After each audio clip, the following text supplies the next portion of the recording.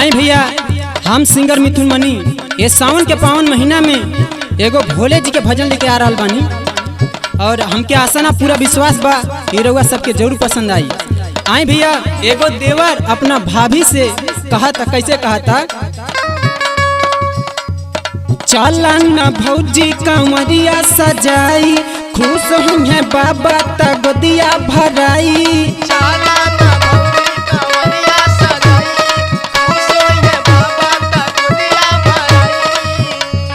चलन भौजी कंवरिया सजाई, खुश हुए बाबा त गोदिया भराई।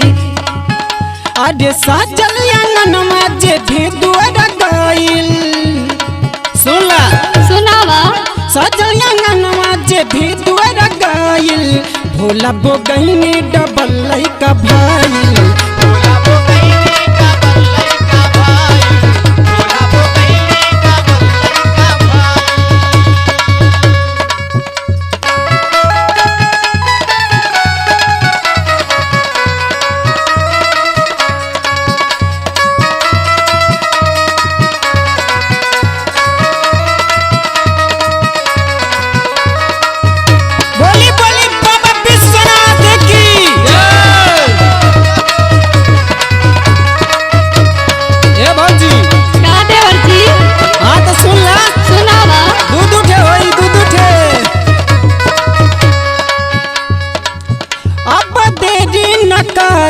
तू जल्द जल्दी से भारा तू,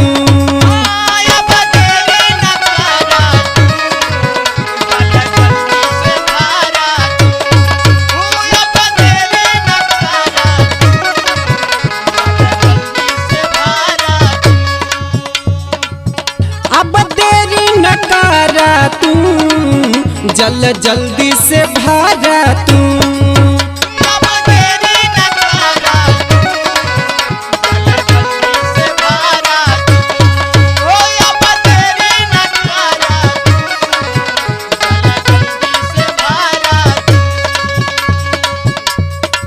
सुनला सुनावा।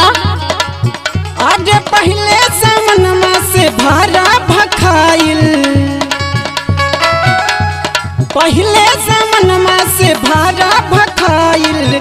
रामू बोगैनी डबल लइका भाइल।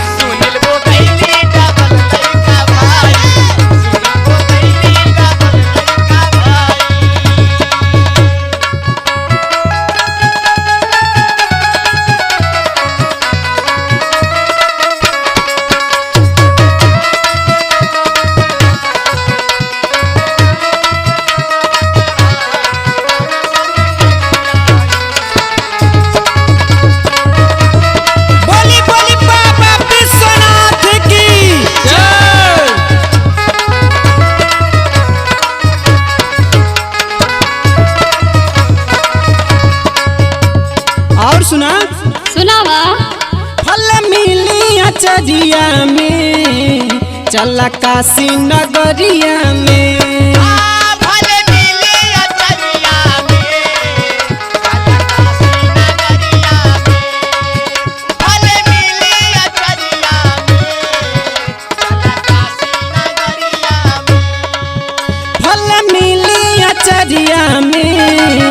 चला काशी नगरिया में। सुन लालू ना? हाँ सुनत बानी।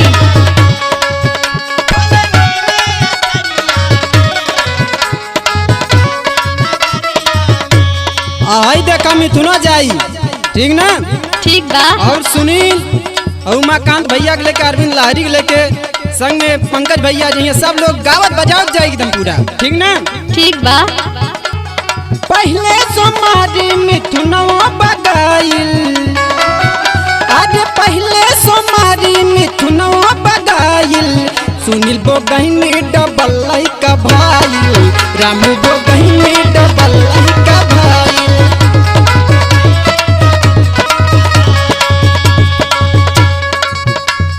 चलन भौजी कंवरिया सजाई, खुश हुए बाबा त गोदिया भराई।